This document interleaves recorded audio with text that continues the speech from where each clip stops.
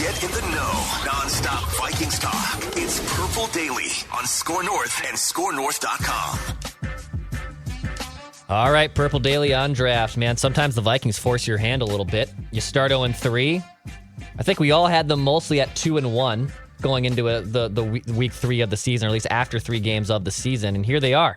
The Vikings are 0-3. We had some hot takes on the regular edition of Purple Daily. This is Purple Daily on Draft, where we just look at the Vikings, or the draft perspective for the Vikings on a year-round basis. So when you're 0-3, you can certainly start getting a little more creative here as they drag you into the draft season. So I want to just ask you guys this straight up, and we'll get into some other things too. Forno wrote a great piece. 5 players the Vikings could even trade after their 0-3 start by the trade deadline, which is about 5 weeks away. We'll get into some running back conversation because I want to ask you guys about draft strategy at that position, plus, of course, our college football takeaways from another exciting weekend on that front. So I'll ask you straight up right now. Miles, do you think the Vikings should tank this season? Now you're 0-3. Should you just go in the gutter?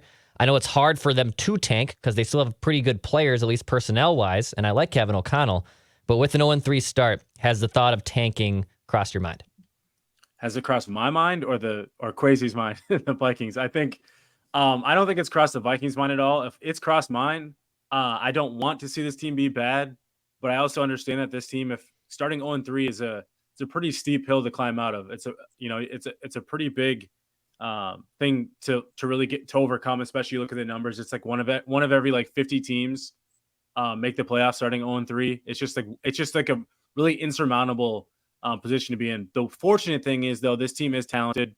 There's a lot of talent, especially on the offensive side of the ball. Justin Jefferson, Kirk Cousins, like you have players to make it really hard to tank. And I also just don't think they're bad enough to tank unless they were to trade a Kirk Cousins or a major injury were to happen to somebody that, knock on wood, you don't want ever that to happen. But yeah, I've thought about it, but I just don't see it being a plausible scenario right now. Now, as we get closer to the trade deadline in late October, that's a different scenario. I think that could be one of those things where if they're 2-6, something in that range, yeah, I'm definitely gonna be calling for that, because I think at that point you got to be thinking about the long term.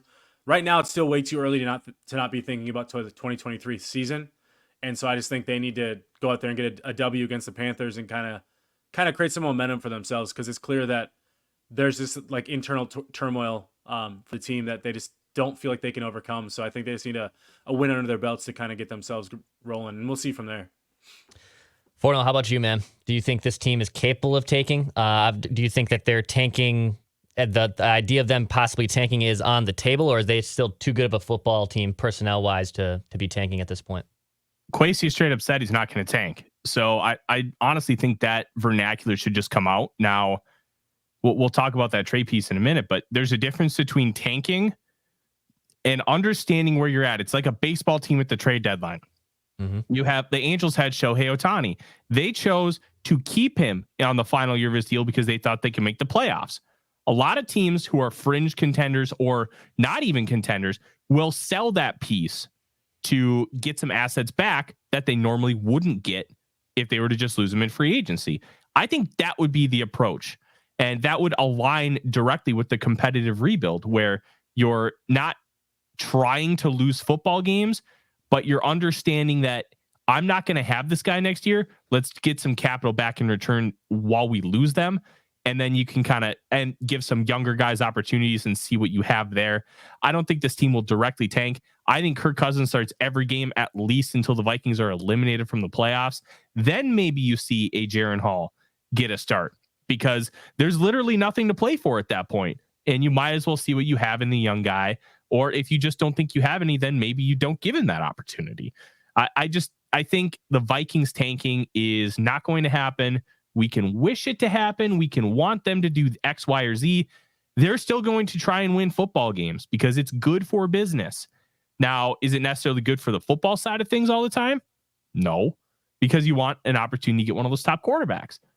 But at the end of the day, the Vikings are a business, and they're going to try and run that business as efficiently as possible from all angles. And that is to try and win football games.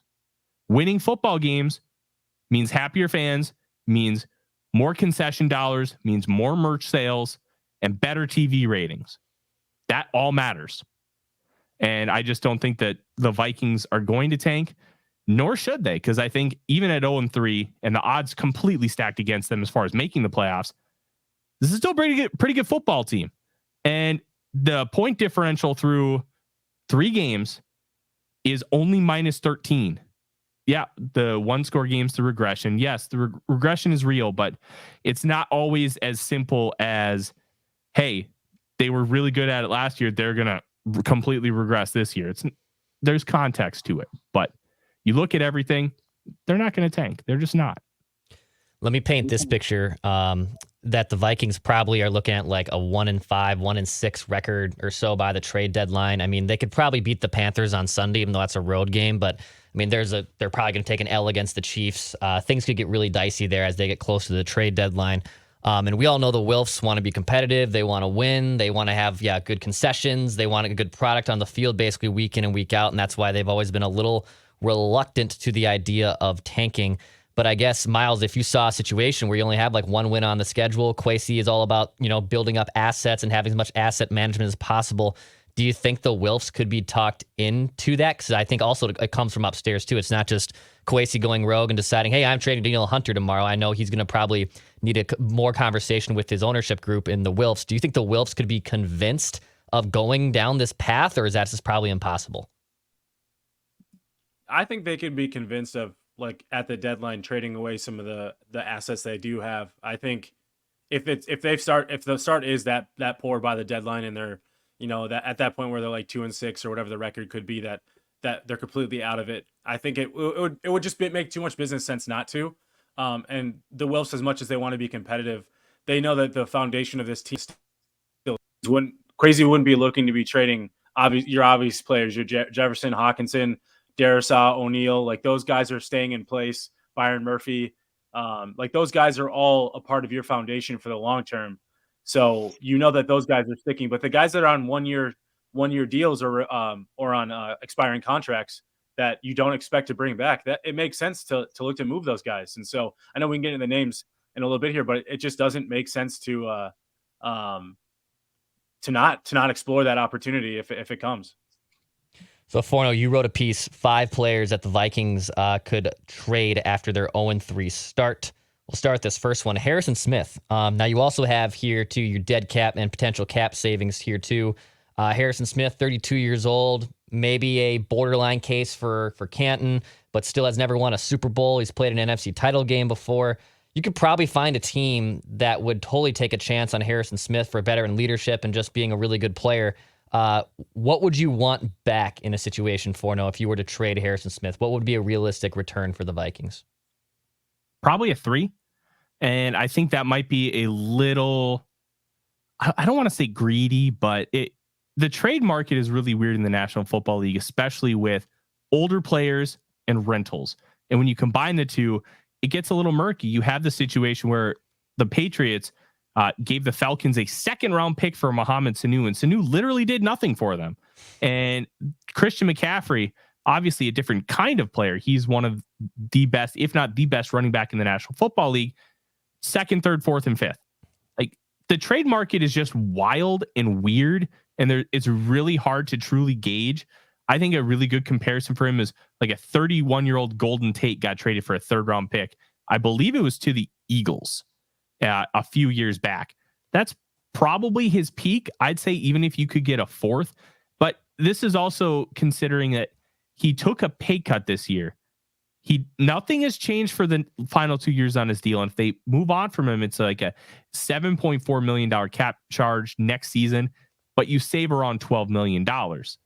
I think if you already had the plans to move on from him and you realize the season is toast, you have the deepest safety room in football.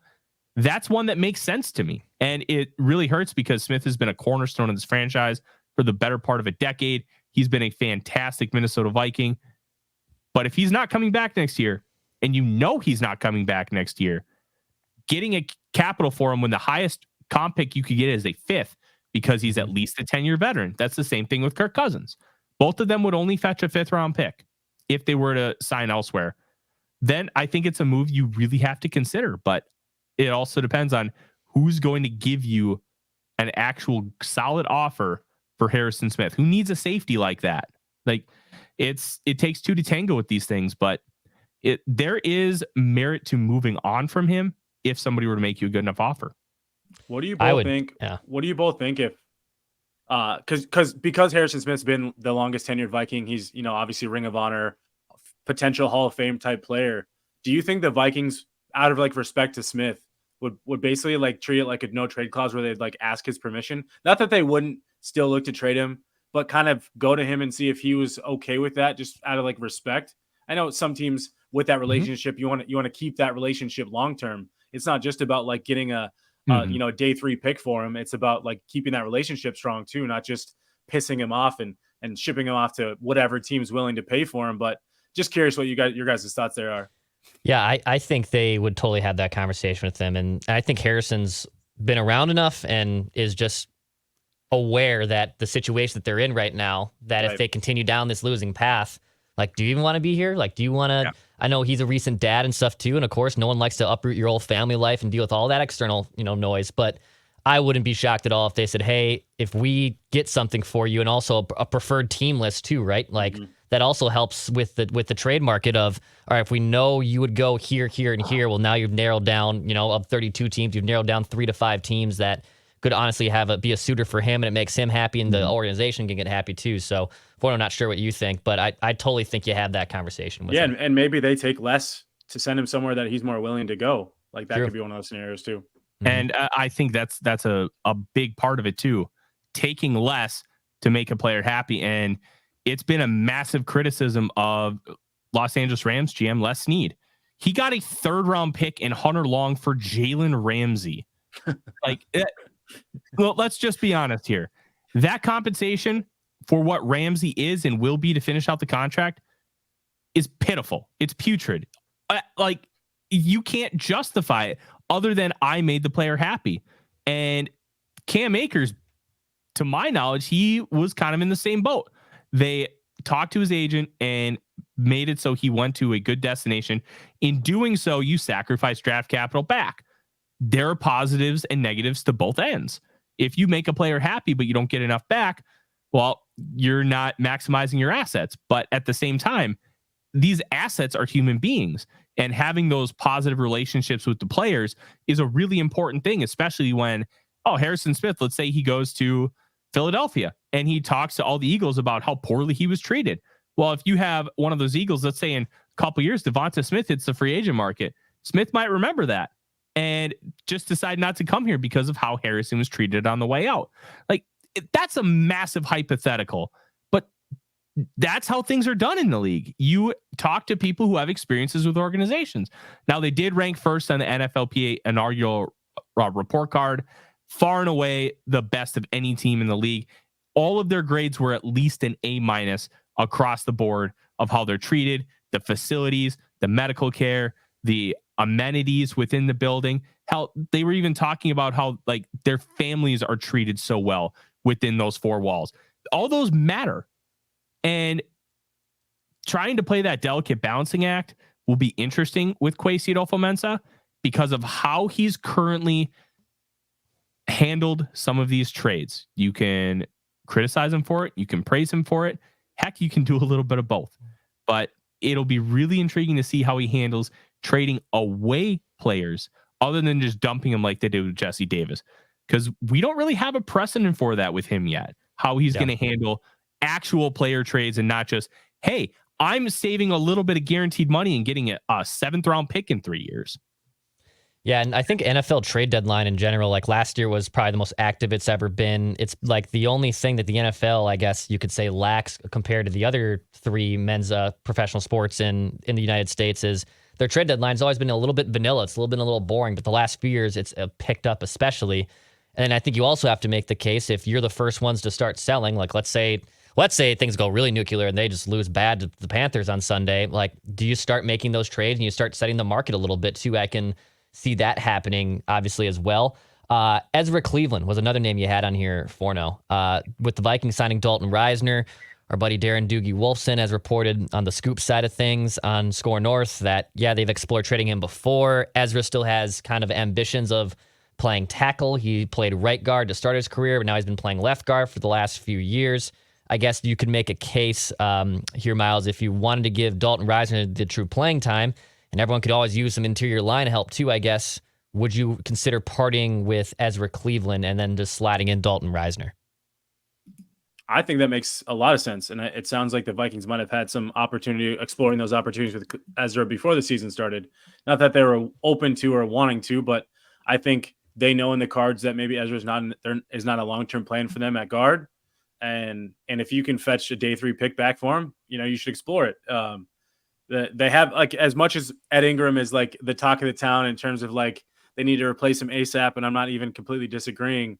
He's a young player who's still only in year 2 of his rookie deal, whereas Ezra's in year 4. And if you have Risner, who you like maybe long-term beyond this season, you want to kind of give an opportunity to see if he fits in well on the line, on your team, all those things. Give him that left guard job and send Ezra Cleveland to whatever team's willing to give you something for him. I think it makes sense. I mean, and maybe Ezra gets an opportunity to go play tackle after this season, and maybe this is like a jump starting opportunity for that. Who knows? But I just don't think it'd be something. He's not a guy that you're not tied to Ezra Cleveland, short or long term. So I think it's one of those situations that they should be open to exploring. Yeah, and I think with Dalton Risner coming here too, he was active. He was in uniform. Didn't take a snap, I believe, yesterday against the Chargers in the loss. But yeah, if you're going to let Ezra Cleveland walk away, which, I mean, I like Ezra Cleveland. I wouldn't be against him being re-signed either. But you can find another Ezra Cleveland on day 2, day 3 of the draft. You can find it maybe even in free agency if you wanted to overpay for it too. I would definitely consider moving him too, especially now you have Risner in the building. I mean, what's the point? Well, and Risner's only 26. So it's not like Risner's like an older player. He's a guy that in the same age as Ezra Cleveland that you could look to build with long-term too. Forno, you're on board too, obviously, with trading him. What would you want back in a trade if you were to move on from Ezra Cleveland? Just like a day 3 pick at that point? If I were to move on from him, I'd want at least a 4, because personally, I think whoever trades for him is going to be thinking more long-term than they are short-term. Now, he can obviously be a stopgap, but you'd have to have a pretty dire offensive line situation to really see him be a massive upgrade for you. And that's not a slight to Cleveland. He's an average to above average guard, and that holds value. But how many teams that are about to make a playoff run believe that Ezra is going to upgrade their offensive line situation? It's not going to be many teams. So I think whoever's going to bring him in is going to look at him as a potential long-term option and maybe even play tackle. Or a situation arises where, hey, like the Cleveland Browns, they lost Jack Conklin week 1 for the entire season to I think it was a broken leg or a torn ACL. Like a situation like that where a player goes down, maybe hypothetically Jordan Mailata for the Eagles goes down and he's out for the year, and they need somebody to come in and play tackle for a long-term basis. That's where Ezra Cleveland could potentially get his opportunity. And I would take a 4.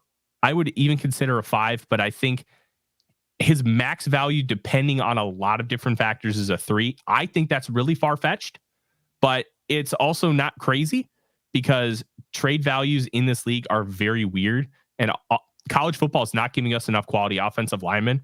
So if you think you have one, maybe you're giving that 3 away so you can at least bring in one of those guys. But an early to mid day 3 pick, I think, is where his value would settle. As it currently stands, the Vikings have, 7 picks in next year's draft. They do not have a 3rd round pick. They have their 1st round. They have their 2nd round. They have 2 4ths. They have 2 5ths. They have 1 6th, no 7th. So you could make a case that by the trade deadline, right, you'd maybe want to acquire like a couple more draft picks just to have in your arsenal, whether you're going to use them to indeed draft us in the slot or use them to potentially move up. I guess, Miles, if you were Kwesi, or maybe put yourself in Kwesi's shoes, are you looking at the trade deadline for somewhere to add just at least a couple draft picks to give you a couple more, ammunitions in the draft chamber? Yeah, let me put my Kwesi hat on real quick. No, I think that what we could also consider is like 2025 draft picks as well. Like, I think depending on where they obviously slot in the draft in 2024, but they're going to need, if the idea is to really, let me slow down. if they're not going to be a top 5 draft pick, it'll be expensive to try to move up if that's what their plan is. Mm-hmm. So having as much draft capital in that scenario is important. You can already tell, like, with some of the trades he's made, Vidarian Lowe getting a 6th-round pick, like those types of trades and the 5s for Zadarius Smith, like those things, they have an impact, because if you're going to trade your 1st and 2nd round picks, you still need those other, day 2, day 3 picks to draft players. And so I think I don't think Kwesi is going to be as stingy about, if it's not a 3, we're not moving him. If it's not a 4 or a 5, we're not moving him. I think he's willing to move because it helps with cap space and it helps just add more capital to their draft. And so I think I could see them playing the both, like, hey, you give us a 2025 4 instead of a 2024 5th or something like that, just because he might see the value in that, knowing that he can always move some of those picks as they look to move up in the draft as well. And it's worth noting that technically teams will value a 2025 4th the same as they do a 2024 5th, because the further out you send a pick, you subtract about a round's worth of value. That's kind of how teams view it. So the trade where Deshaun Watson went to the Browns, they got 3 firsts, but if you look at it, the first from 2 years in the future is valued at that exact moment as a 3rd round pick. Now, you still get to pick in the 1st round 3 times, and that's great, but it's just something to be aware of as teams make this value. That's why basically the Cam Akers trade was free, and there's a potential that they don't even swap those picks. Akers needs at least 500 total yards from scrimmage in order for any picks to be swapped. So it actually might have been free. The only thing we took out really is the cap hit. What does have, like, can you still make a trade with no compensation? Like, there's nothing. You're just taking on the contract. Is that essentially what you can trade somebody without like getting anything? I'm like, we're going down a rabbit hole, but I was thinking about that too when that came out, and I was just like, right. So they could just like have Cam Akers Mm-hmm. like for free if he doesn't hit those numbers. So I always thought that was essentially interesting. a priority waiver claim without him actually hitting waivers. Yep. Yeah, for sure. It's just Gotcha. an interesting, yeah. And Forno, you have a whole list, 5 players the Vikings could realistically trade up at VikingsWire.com. None of these names are Kirk Cousins. None of these names are Daniil Hunter. Sorry to spoil your article a little bit there. But that could be a conversation maybe later on in a future episode of Purple Daily on Draft 2, especially if things continue to go a little wonky. You guys bring up running backs. So finally the Vikings established their running game against the Chargers, which I thought was a little strange considering the Chargers can't stop the pass, and the Vikings are leading the league in passing yards. But luckily, I'm not going down an X's and O's rabbit hole there. But with Alexander Mattison, who, yes, looked as good as he's had all season yesterday, what's the strategy for drafting running backs? Forno, we talked about this a little bit with Thor when he was part of the show, and he had a whole list and kind of strategy of how he would go about this. But if Alexander Mattison is not going to be the guy that you want to have going forward as a starting running back, in 2024, what's the kind of strategy you would look at to bring in running backs, or even, probably more specifically, what's the strategy when it comes to drafting a running back? So the biggest thing with drafting a running back is you want them, like it also, I've got like a million things running through my mind right now with this, because there's a lot of different ways you can go about it. But one, you want them to fit what you want them to do, because fit matters with running backs like it does with quarterbacks. If you have a big bruiser and you're asking him to run wide zone, that doesn't fit. That doesn't make sense. Same if you have a one-cut running back and you're asking him to run gap and power all the time. You're not really maximizing your resource. And that's where you want to be able to draft a player. Like Bijan Robinson could literally do anything. So whoever takes him, it's about maximizing his ability to touch the football and getting him into space and letting him do things on the field. Where like the Bears took Roshan Johnson in the 4th round. I thought that was a great value pick because his underlying metrics were fantastic. He had the size and speed, and he has the vision of a quarterback because he was a high school quarterback. Even went to Texas as a quarterback, but transitioned to running back, and then Bijan took a starting job, but he was a top 15 back in the country. So I want to look at what are they doing? How is their vision? Vision to me matters more than any speed metric, any agility metric, because you can be the best athlete in the world. If you can't see, you don't mean anything, because that's how you're going to be able to take advantage. Remember Michael Bennett? Vikings took him in round 1. Yeah. absolute sprinter. Couldn't move laterally. If there was a hole, he would shoot right through it and he'd make a play. But if he had to put his foot in the ground and cut to either side or stop and then go around the corner, he couldn't do that kind of stuff. He was a straight line sprinter. And it made sense. He was a track guy. So I want a guy who can see it, who has enough capable athleticism. Now, the better athleticism you have, the better off you're going to be in the NFL. But I want the elite vision. And another thing I'm looking for is workload. Jonathan Taylor came in the league 3 years at Wisconsin, had over 900 touches. That's a lot. Mm-hmm. That's basically 3 Derrick Henry seasons in the NFL. Like, Derrick Henry's getting over 300 touches a year. Not a lot of running backs are, but Derrick Henry is also built like Godzilla. So he is judged on a different plane. But I want to see what your workload is, how you're utilizing your workload, and how are you maximizing your touches. And those are the things I'm really looking for. But if you don't have the vision, I want absolutely nothing to do with you. Like, it's the Alexander Madison against the Seahawks from 2020. He should have seen that hole. He should have bounced to the outside. He should have gained like 3 yards, and the Vikings win that game. That matters more than any other metric. And honestly, you can find gems round 4, round 5, round 6. They're not as often as hits as rounds 2 and 3, just because you genuinely have better talent early on. But you can find really good players later on because of how the running back position has been devalued, because of how teams will view some of those speed and agility metrics, where, in my opinion, if you have the vision, that ability to see and react can overcome like 0.1 seconds of a 40-yard dash. It can overcome like 5/100ths of a second when it comes to like that 10-yard split, because seeing and reacting is more important than just being a great athlete. Miles, you said you were looking up running backs that the Vikings could potentially even draft starting, next year or so. And you were telling me off mic, you like straight line speed, right? Like that's kind of the stuff you like to see, guys that are really quick. Madison's not really a burner. Ty Chandler's got a little bit to that to him when in the limited snaps he's played. But what guys are you already eyeing early on here from the running back position for the 2024 draft? Yeah, and let me preface it by saying, I like the straight line speed because I think, obviously, the home run hitters are always fun.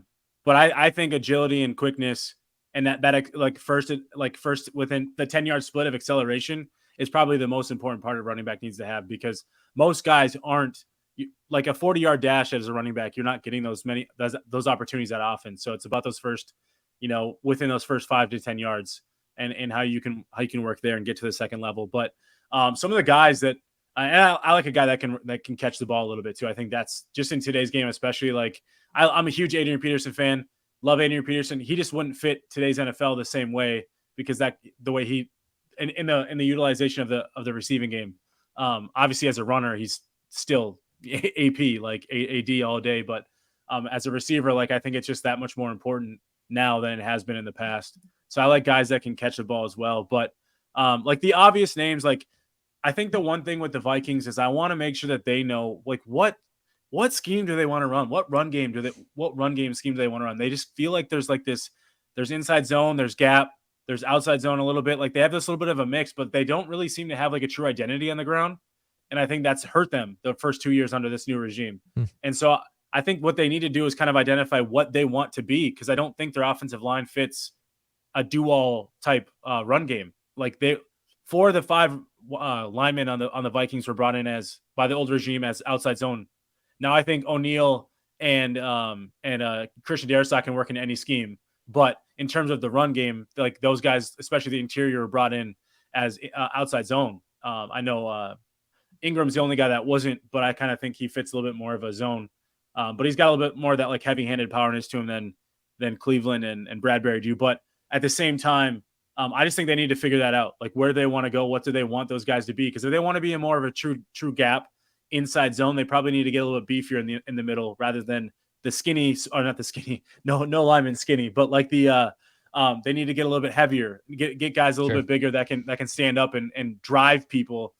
And because right now the interior offensive line, those guys aren't really drivers. They're not really power players. They're finesse, move to space, double team, those types of guys. So I think they really need to kind of figure out what their identity is there and go to it. But at the same time, like I think if you're looking at what they like to do now, one cut runners, like obviously the Braylon Allen, but he's more of like your traditional, like what Forno was saying, like the traditional like workhorse back where he gets a lot of touches, but he might not be as good if you're not giving him the 20 plus touches a game. So for what it's worth, Miles, yeah, I would be 100% out on Braylon Allen. I know you're not a fan, and I'm not even calling him like move. I'm not side. No, for sure. I'm not saying he's the guy they should identify. I'm just listing off names, but like he's more of that like traditional like workhorse type back where you kind of got to give him the ball more often for him to probably be a little bit more like successful. A little bit of like Dalvin Cook in that way. Obviously, Dalvin Cook was way more explosive, but then there are guys like Travion Henderson, Blake Corum, Raheem Sanders, like those guys. I like Donovan Edwards from Michigan. I know he's kind of like the 1B in that backfield. But I think he kind of gets draft eligible. Is he not draft eligible? I have him. I think he's a true sophomore. Hold on, let me go look that up because he's on my list. So maybe I screwed that up. So that's my bad. He's literally on my list. So let me go back. I like literally have my like full list of running backs, and he was like I start him right, but of course if he's not, I'll get back to him. But like I like Donovan Edwards. I think he's a guy that could easily replace Blake Corum and like as that like 1B. True but sophomore. like. Damn it. So that's my bad. I thought he had more years under his belt. But no, I like that like dual threat. Like I know he hasn't been as successful, but like an Antonio Gibson was like an ideal type of running back for me. Like he's that like dual. Not everybody can get a Christian McCaffrey. I mean, like that guy went in the top 10 for a reason, Bijan Robinson, but like Antonio Gibson, who had kind of played wide receiver in college, shifted to running back. But he's got the speed. I think the vision obviously is a little bit of a struggle there. So with Forno, I'm with you. Like vision's huge for running backs, but I love the dual threat. Like give me the guy that can give you a little bit of both, and that you could play on all three downs because he can catch the football. Because I like the utilization of the running backs in the passing game, which I don't think the Vikings have done as well the last few years, but I'd like to see them get a little bit better in that area. So I need to make a correction, and I'm going to blame me being sick. He's a redshirt sophomore. I'm just okay. So he is eligible. He might not come out. No. Yeah, he might not come out, but I think that's why I had him start. He might not come out, but because he's still young. But I like his game. I think he's kind of got a little bit of that like that true versatility that I look for. I'm sick too, Forno. So we're on the you same guys are page. battling. Two guys to watch for that'll be more sleepers, and then we can move on, Declan, because I know you got a couple more things. Rasheen Ali from Marshall. That's a workhorse guy. He's a stud in college fantasy football, but he's got juice. He's got the ability to break tackles. He's like 215 pounds. It's, I believe, 6 foot. And then Michael Wiley from Arizona doesn't get a lot of press, but I'm a sicko, and I've been watching a lot of Arizona football since Jed Fish took over because I just think he's a guy that can change a program, and he really has. And Wiley caught a lot of footballs. He runs the ball well. Doesn't get a ton of usage because they got a couple really young backs like Jonah Coleman that they like a lot, and they do a lot of rotation. But he's not going to have a ton of tread on the tires, and he's going to be an older, schooled back when he comes out, having been able to done a lot of things at the college level that I think you could get on day 3 and be able to do something with. So what did we learn from college football this weekend, boys? I know Colorado got waxed pretty good by Oregon. I made a horrible mistake to a good friend of mine. He said, hey, Colorado's, they're 21-point, underdogs. Like, oh, they can cover 21. I thought they were going to cover 21. I wrote about it. I figured they could lose that game by 2+ touchdowns and that would still cover. Like that'll be fine. But that didn't work out. What did we learn from watching, or what did we see anything from the college football side that wanted to bring up to the show today? Well, the boat's sinking. That's for one. That boat is sinking. PJ Fleck needs to go. And it's not an overreaction. It is PJ Fleck is a program builder. He is not the type of guy to take you over the top. He is the guy to get you to the summit, and then you get the next guy to take you over. I think PJ Fleck has done a phenomenal job here. He's gotten us to that tipping point, and now it's time to have somebody else take it over the top. I just think it's time. He's a terrible game manager. He's a phenomenal builder, phenomenal recruiter, and he's great until you get to game day. That was a big takeaway. Also, Ohio State and Notre Dame had one of the best football games I ever watched. That was good. Yeah, that was really good. 17-14, but they made a point. Like, they had worn the green jersey 6 times, and the last time it was a ranked matchup was against USC, the Bush Push in 2005. Yeah. That was one of the best football games I'd ever watched. It was a clinic, great defense against great offense, and they went to war. That was fun. And Ryan Day getting so fired up defending his program and his players was really cool. But one of the big things, I still don't know what he is as a pro prospect, but Michael Pennix Jr. is the funnest quarterback to watch in college football. I'm a fan, dude. Like, besides him being a lefty, I'm a fan. I'm a fan, but he doesn't. I worry he can't really drive the ball to the outside. I think that's a mechanical issue. I think he's got the arm. Like, you could see it. I just wonder if he marries up those mechanics, because he doesn't always use the lower body. I think if he can marry that up a little bit, it doesn't mean it'll work. But I do think there's opportunity there. But he's older. He's on the older side too. And the one thing I question about that is, what if he can't? What if the multiple ACL tears and he just can't marry the lower body, and that's why he uses so much arm.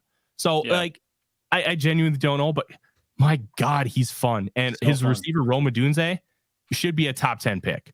That guy can do everything at a punt return, had multiple 35 plus yard touchdown receptions against Cal. Like, Washington's a great watch every week. And next week it's Washington and Arizona. Must see television. Him and Tetroya McMillan from Arizona. Oh, it's going to be a great receiver game. Hey, maybe they don't need a quarterback. Maybe the Vikings should just get another receiver, because it's going to be another loaded class, especially at the top. Yeah, they're going to need to take one. I don't know where they're going to. I agree. But they have to at least take one for depth. Yeah, it'll be an interesting side, because with Jordan Addison obviously stepping in, you're going to lose KJ Osborne. They definitely still have a hole there, and even with TJ Hawkinson being another fiddle in that offense, you're going to definitely still need another wide receiver. Anything else, boys, college football wise, that stood out to you from over the weekend? Man, if Clemson could actually hit the transfer portal, like, Jordan Travis was hurt, and you could tell he was hurt. He struggled. But Keon Coleman bailed him out a couple times. They ran this play, which was really cool. So it was the most unique double move I've ever seen. And I wonder if we'll start seeing it in the NFL, especially with teams like the Chiefs or maybe even the Vikings. They had trips to the top, and Coleman was the middle guy.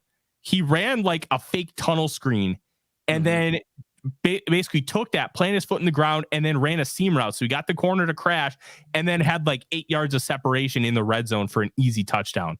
That was awesome. Like, some of that nuance and that creativity in the playbook. One, I didn't know Mike Norvell had it in him. Kudos. But just the little things. Coleman is showing, like, everybody knew he was explosive. He was one of the only reasons Michigan State was competitive last year on offense. But the little things that he's showing at Florida State are really, really impressive, and could end up making him a top 15, top 20 pick. Other than that, like, it was just a great day for college football yesterday. Alabama finally coming back a little bit too. I think that's weird. They don't look good. Like, no, they don't look good, but they needed that win. I just, as a team, I think they needed that win. They really did. There's nothing. I love Vikings football. I will watch every single game and mostly enjoy it. But there's nothing like college football. It's a special kind of both entertaining and deranged that you just can't get from anywhere else. Well, if the Vikings indeed go down the tubes here, we'll be watching and analyzing a lot more. College football takeaways won't be at the end of our show. It'll be probably at more at the beginning of our shows going forward if the Vikings indeed start off 0-4, 0-5, etc. That does it for us here on Purple Daily on Draft, though. Appreciate everyone listening. Hit the subscribe button for daily Vikings entertainment. Drop us a comment if you want us to talk about anyone on the college football side that you want to get more insight on, or if he'd be a fit for the Vikings or not. Hit the subscribe button. Daily Minnesota Vikings entertainment. This is Purple Daily on Draft. We will see you guys next Monday.